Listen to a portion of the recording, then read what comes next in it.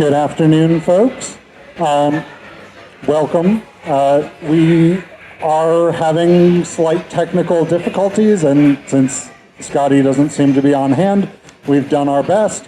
The PowerPoint is not going to be super visible because we have lights on, and I'm going to be trying to hold this mic up to the speaker on the projector so that you can eventually hear sound clips. Thanks for bearing with me. So, to start out, my name is Phillip Zapkin. I'm an assistant teaching professor of English at Penn State. Among other things that I work on, I have written and published about science fiction. And today, I guess it's worth, the reason I was asked to do this is because I've done a YouTube series about the social justice dimensions of every episode of the original series of Star Trek. And so that got me the invite to this. So, I'm gonna sort of, the other prefatory thing I'm gonna say is, if at any point you want to jump in with questions, comments, alternative readings of episodes, things like that, please feel free to do that. So, the title of this presentation that I'm going to be giving for you today is Citizens of the Universe, Cosmopolitanism and the Ethical Philosophy of Star Trek, the Original Series.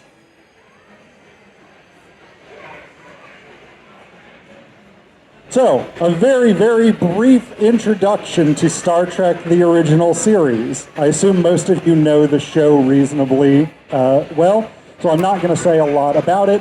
But the show ran from 1966 to 1969.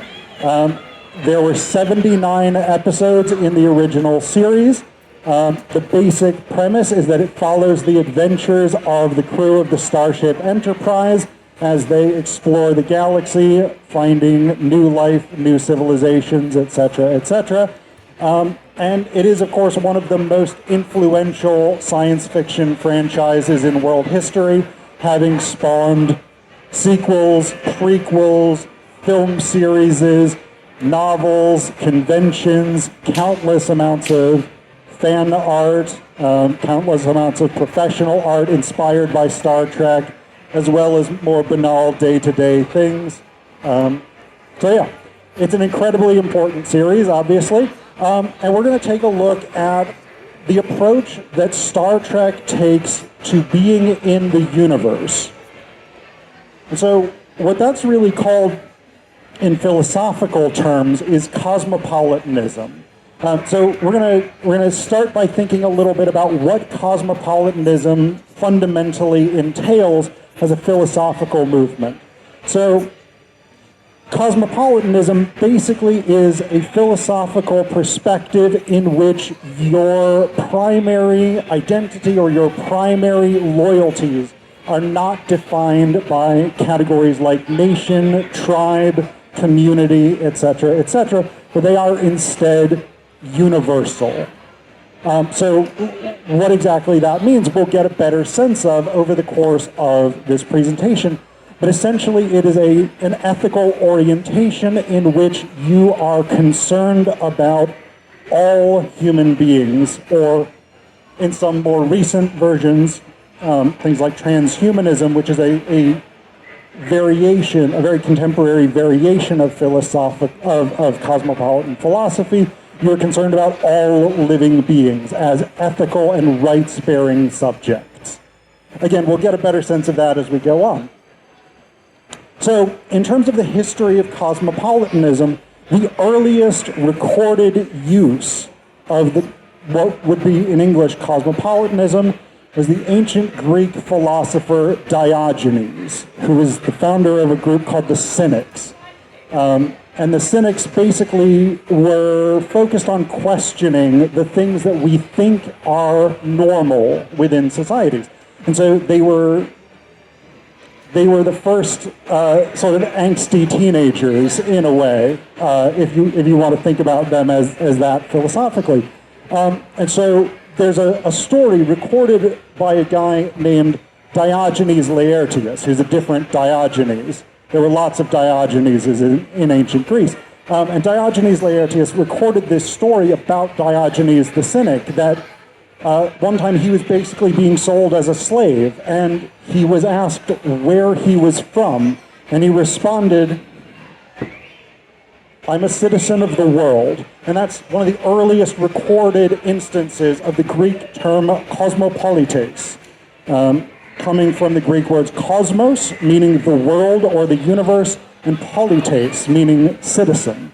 Now, today that doesn't sound like that revolutionary an idea, but in ancient Greece it actually was, because one of the things that was central to defining you in ancient Greece, which was a culture built on city-states, one of the things that was crucial to defining you was where you were from.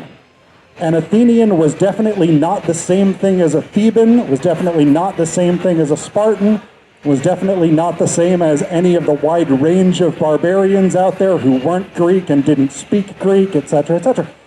And so this was really a central idea. Everybody's identity was grounded in their particular city-state, whether that was a big city-state like Athens, Sparta, or Thebes, or whether that was a tiny city-state that today no one has really ever heard of. But that was central to your identity. And what Diogenes does, the sort of ethical or philosophical move that Diogenes makes, is to say, no, that's not what's important about me. It doesn't matter which city-state I'm from. What matters is that I am part of a world collective.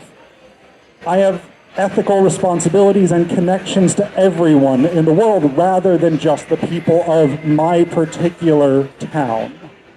And so that becomes the origin of this movement of cosmopolitanism. And it remains an important philosophical strand today. And there's different approaches to cosmopolitan philosophy. So one of the things that becomes much more challenging today for cosmopolitan philosophers is that the world is so much more interconnected than Diogenes ever could have imagined in the 4th century BCE, right? Diogenes' world at the largest was the Eastern Mediterranean. So Greece, what's now sort of Israel, Gaza, Syria, that area, the Levant, Egypt, Eastern Italy, this kind of area. That was Diogenes' world. Today we have a much broader world. I mean, how many of you interact with people from other countries online? We do it regularly. It's a completely insane thing from the perspective of someone from the 4th century BCE. The idea that I could online order a product from China and get it in 2 days would be absolutely unthinkable to Diogenes. And so one of the problems that contemporary cosmopolitan philosophers are consumed with is how we orient our ethical responsibility in a global context, particularly a global context where so much of that interaction is rooted in buying and selling things, right?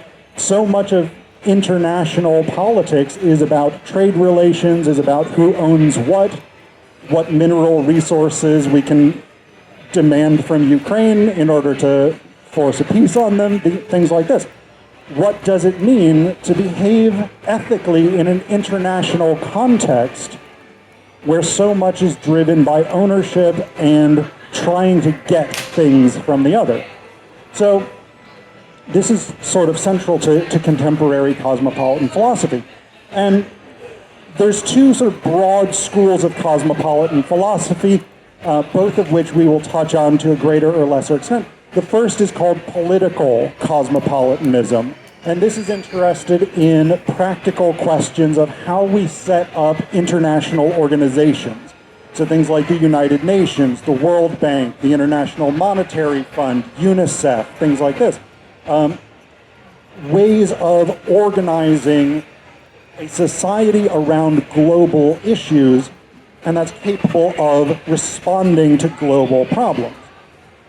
We're going to spend less time focused on political cosmopolitanism. We will talk about it a little bit. We're going to be focused much more on ethical cosmopolitanism. And this is a more abstract philosophical approach is really interested in what does it mean to interact with other people in an ethical way when we have a global responsibility to others. And I think it's really this that Star Trek helps us to understand. And Star Trek becomes this amazing model for thinking about how we should engage in the world. So, again, you all probably can't read this very well, but basically I've come up with sort of 5 key questions in contemporary cosmopolitan philosophy. I will read them to you since they're not that visible. If you or your child would like to sign up for the tenant under proxy contest, please come to booth W20 along the wall away from the sporting event. And get your sign-up sheet. That'll be the next panel. All right. Okay, so I've come up with these sort of 5 questions of contemporary cosmopolitan philosophy, and I want to explore each of these in the context of a specific episode from Star Trek's original series. The first question is kind of the question of cosmopolitanism, which is how should we interact when encountering people with a different culture? What should we be doing when we meet people who aren't like us? The second question is what right, if any, do we have to interfere in another culture? And this, of course, is one that Star Trek has an answer for, as we'll see. Question 3, do we have a right to render moral judgments about other cultural practices? And if so, under what circumstances and what, if anything, should we be allowed to do with those judgments? Other people in the world will behave differently than we do. What do we make of that? How do we engage with those behaviors that we sometimes may find abhorrent? What do we do with that?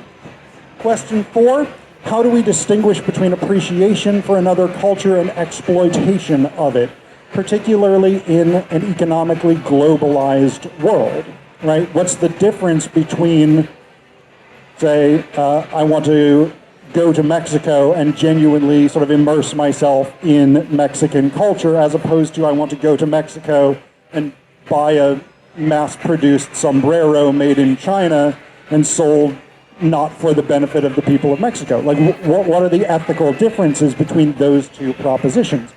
And then finally, number 5, how, if at all, should we construct political or social organizations to promote cosmopolitan engagement? This, of course, is the political cosmopolitan phase of the presentation, where we start to think about what do we do to systematically promote these ethical ideas that we're otherwise exploring through the first 4 questions. So, I want to very quickly touch on just a couple of the broad brushstrokes, things about Star Trek and cosmopolitanism. So, of course, you all would recognize, if you could see it better, this phrase from the famous opening sequence of the original series, to boldly go where no man has gone before. And in even lower quality with these lights, the bottom picture here is the Vulcan Edict. Of course, one of the sort of great symbols of the ethical openness of Vulcans. The Edict, of course, an acronym for infinite diversity and infinite combinations. We will come back to both of these. Alongside this, I've given you a couple of quotes from major cosmopolitan philosophers that are going to help start thinking about how cosmopolitans conceptualize our role in the universe. So, from one of my absolute favorite philosophers, Kwame Anthony Appiah, he says here, we take seriously the value not just of human life, but of particular human lives, which means taking an interest in the practices and beliefs that lend them significance. People are different, the cosmopolitan knows, and there is much to learn from our differences. Because there are so many human possibilities worth exploring, we neither expect nor desire that every single person or every society should converge on a single model of life. and this is, I think, a very basic but clear statement of cosmopolitan philosophy that we could also restate as infinite diversity and infinite combinations, right? The idea that not only do we accept that people of different societies, different cultures, different backgrounds are different, but that is positive, that we embrace those differences. That's sort of central to the way that Star Trek approaches the universe. And then we get a similar sort of sentiment from another cosmopolitan philosopher named Craig Calhoun, who writes, "In cosmopolitanism, we can see an embrace of human diversity that enriches life by incorporating knowledge and creativity from other cultures." And so again, this sentiment to boldly go where no man has gone before, to seek out new lives, new cultures and new civilizations. That doesn't sound exactly right, but I think that's the general sentiment at the very least.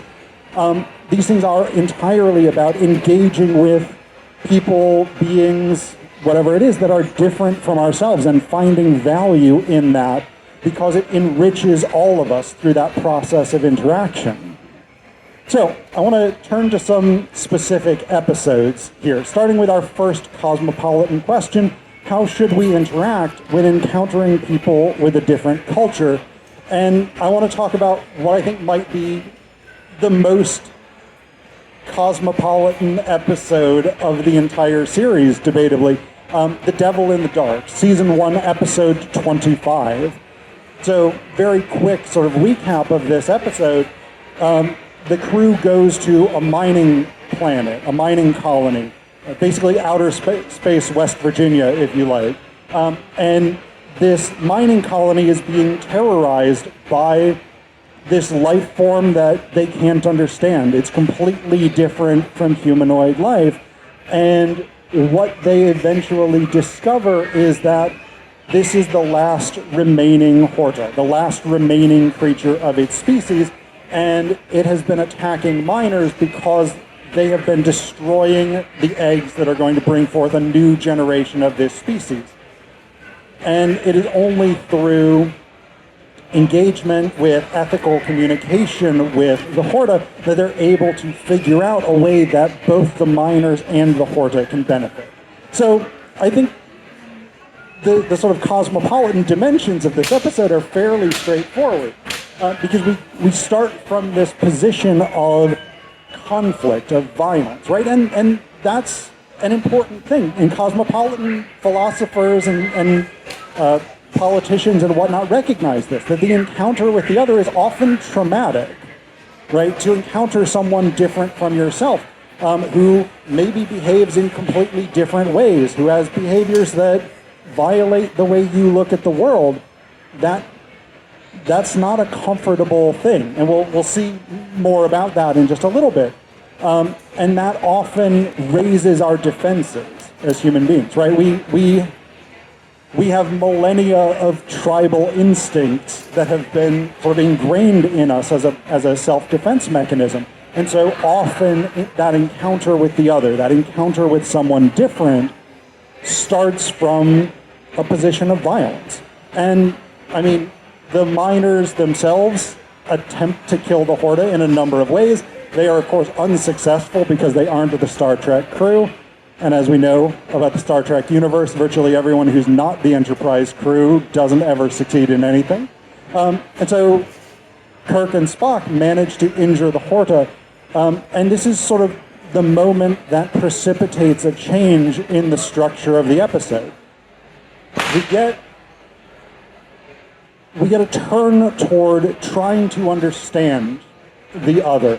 The Horta initiates communication, right? You may remember this famous scene, right, where the Horta uses its sort of ability to instantly burrow through rock to write on one of these rocks, "No kill I."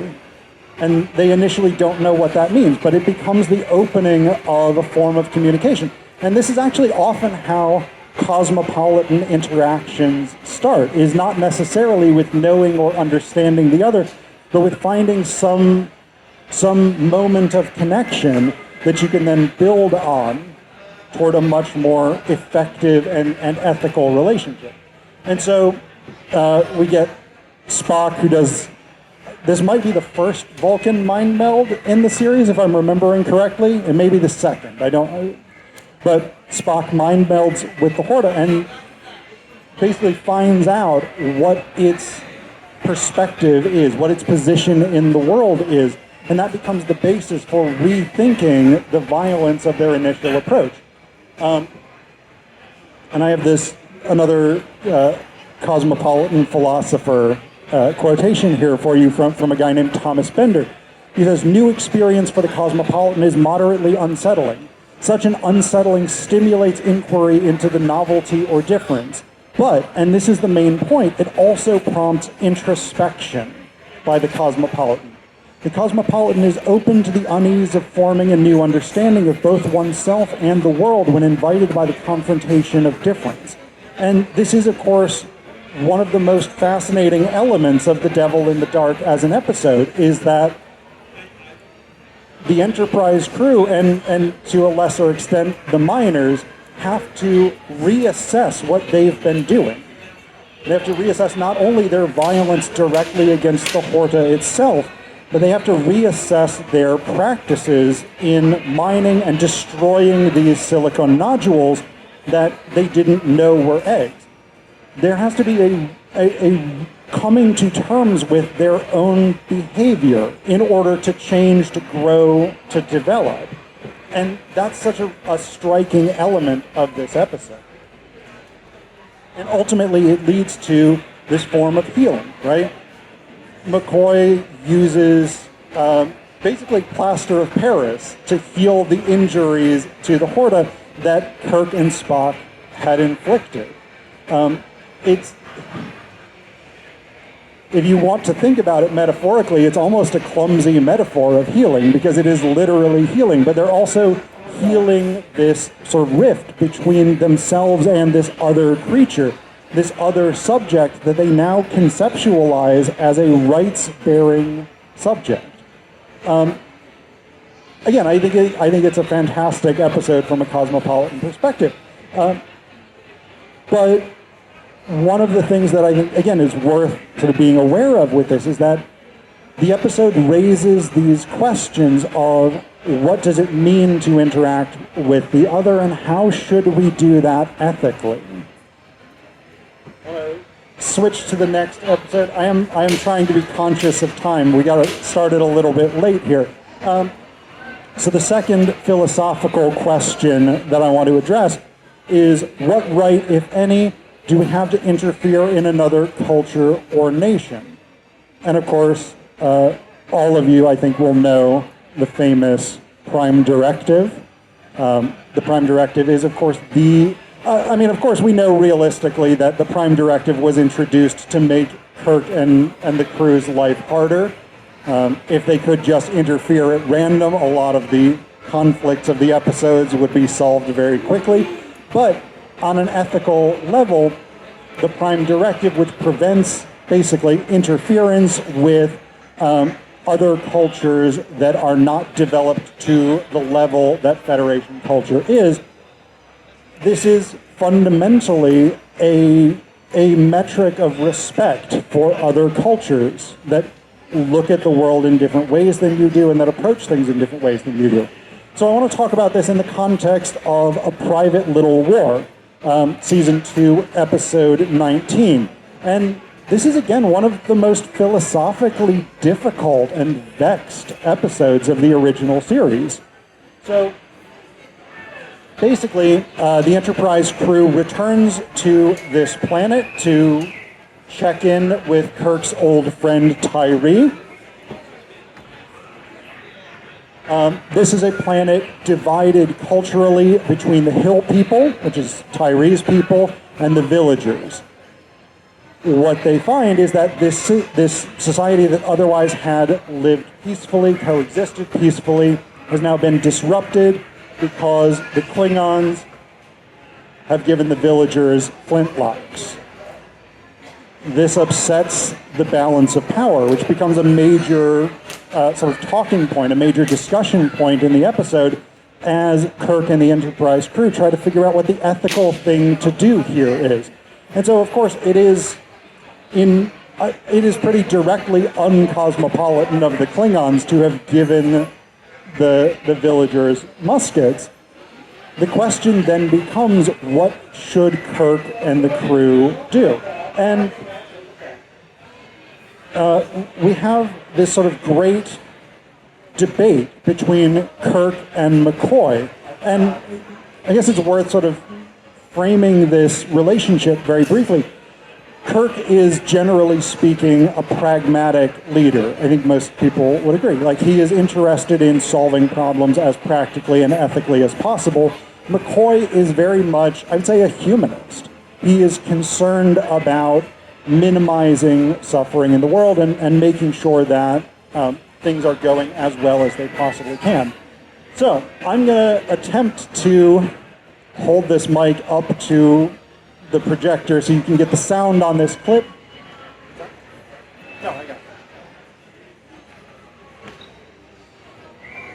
It's not bad enough there's already one serpent in Eden teaching one side about gunpowder. You're going to make sure they all know about it. Exactly. Each side receives the same knowledge and the same type of fire.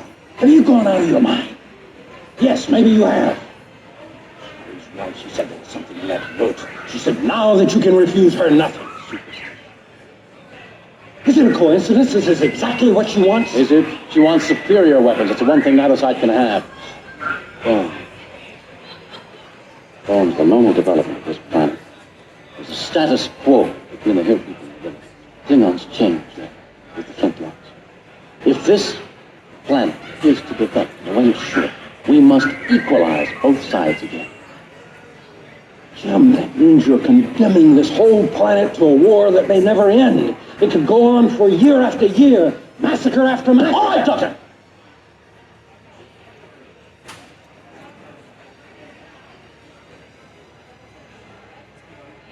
All right, say I'm wrong, say I'm wrong. Say the woman drunk. What is your sober, sensible solution? I don't have a solution. Furnishing them firearms is certainly not the answer. Bones.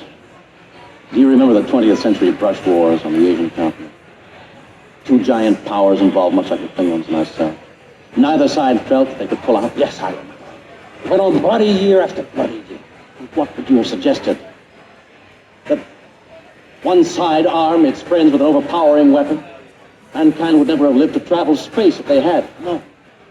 The only solution is what happened back then. Balance of power. If the Klingons give their side even more, And we arm our side with exactly that much more. A balance of power. Trickiest, most difficult, dirtiest game of them all, but the only one that preserves both sides. what about your friend Tyree? Will he understand this balance of power? Probably not. But I'm going to have to try and make him understand. Okay, so of course the very direct reference to the Vietnam War there, but one of the things that I love about this episode is that the ethical dilemma is never resolved, right? It's not clear that Kirk is right, even though as the captain, Kirk gets to make this decision. McCoy's ethical perspective on this problem is a completely legitimate one, and the issues that he raises are not dismissible easily. But the other thing that I find really striking about this, and the reason I let that clip go as long as I did, is that last portion of that conversation, with a question about whether or not Tyree will understand the power politics that Kirk is playing. Because Kirk is making this decision for this planet. Whether or not we like framing it in that particular way, and whether or not it's a good decision, this is not the decision of the people on this planet. Do they want a balance of power, or do they want some other attempt at a solution? And so this is the sort of tricky thing that gets missed, I think, in the episode's ethical approach here. This is an imposed decision by somebody who may or may not have any legitimate ethical right to impose that decision on this society. And so that, again, that's one of the things that I love about Star Trek, is that it's not simple, it's not clear and direct in its ethical perspective. It's a problematic episode in that sense. And it doesn't give us easy answers, but it asks us to think about these issues, right? How could we solve this problem? How could we resolve the Vietnam War? How could we resolve a situation like the Enterprise crew runs into on this planet? And who should have the power to resolve that? Who should get to make that decision? I think this is really important stuff. All right, next question. Do we have a right to render moral judgments about other cultural practices? This is, of course, very closely connected to this question of, do we have a right to interfere in other cultures? This is a thing that, of course, we do all the time in a globalized world, and cosmopolitan philosophers have a wide range of answers to this question. I mean, so you think about things like the debates about Islamic head coverings, the hijab, burqa, niqab, things like this. Debates in Western society about, should these head coverings be banned because they're oppressive to women? Is it oppressive to women to say, no, you cannot express your culture in these ways? These kinds of questions become really, really important when we're dealing with other cultures. And of course, for the Enterprise crew, who is constantly going out and finding new people, new ways of looking at the world, that is, of course, quite central. So I want to sort of think through this via the episode The Apple, Season 2, Episode 5. This is an episode where the crew goes to Gamma Trianguli 6, and they meet the followers of Val. Val, as you may remember, is a sort of large papier-mâché lizard deity of some kind.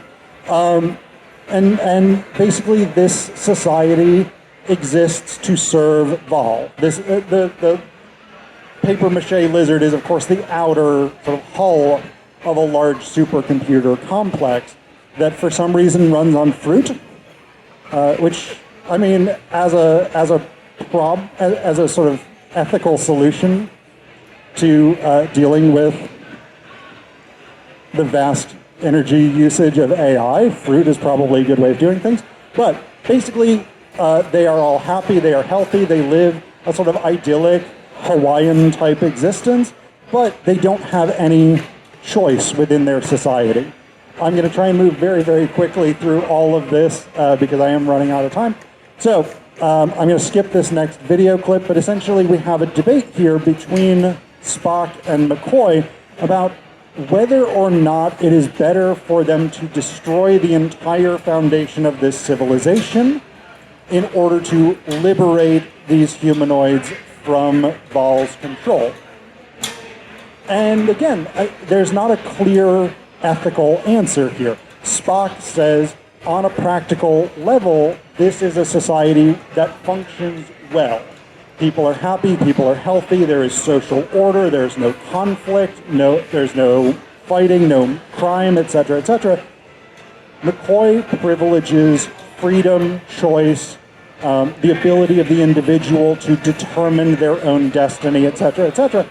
And ultimately, I think Kirk, primarily based on his personal discomfort with the system that Val has set up, decides they're going to destroy the way that these people have lived for 10,000 years or whatever it is. And again, it's not clear that this is the right ethical decision. So they destroy Val. Yeah. All right. I'm gonna, in the interest of time, skip this fourth question because I actually think this is the one that Star Trek has the least to say. This is the question about how we engage ethically in a globalized economic world. Star Trek, as most of you will probably know, is basically a post-money society.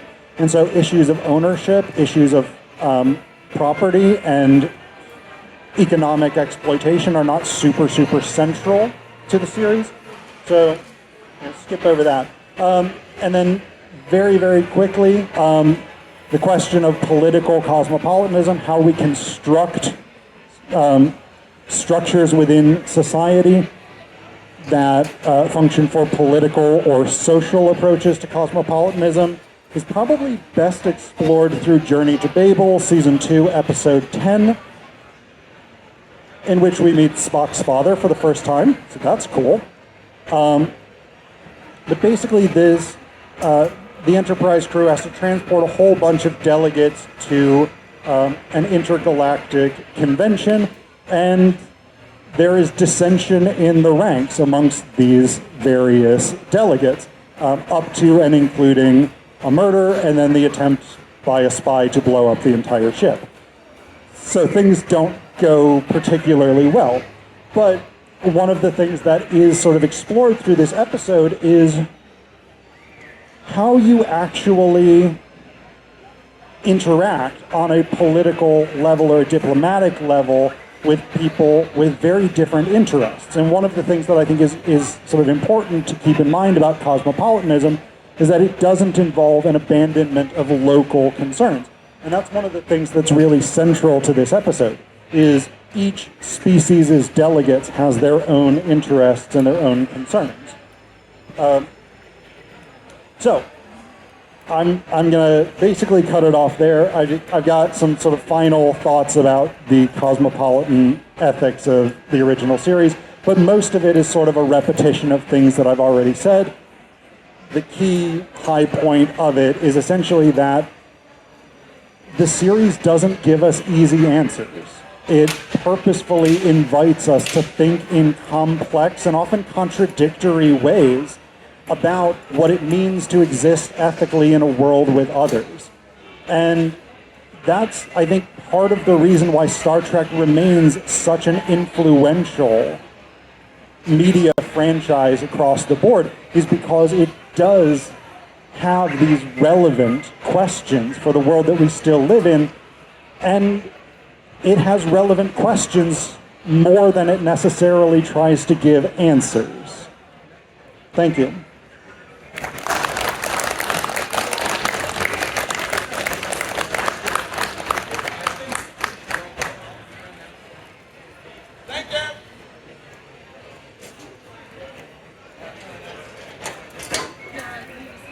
I am willing to stay and take questions if people want to talk, but we are officially, I think, slightly past time.